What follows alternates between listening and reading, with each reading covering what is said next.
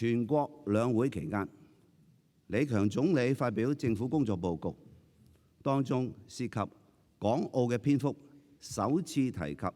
深化國際交往合作。自上任以嚟，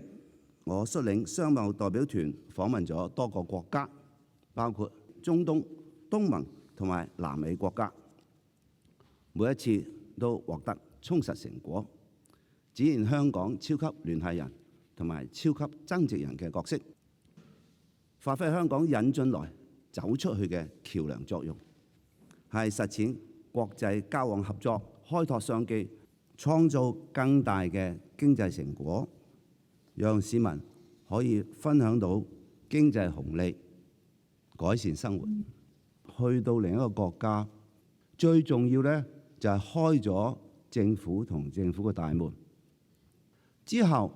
要落實同埋延續或者體現我哋開咗大門之後嘅成果，就係所有業界共同努力要爭取同埋落實嘅。另外，國際調解院將設於香港，並喺聽日香港舉行關於建立國際調解院的公約簽署儀式。除咗充分顯示香港喺國際調解方面嘅優勢同埋實力，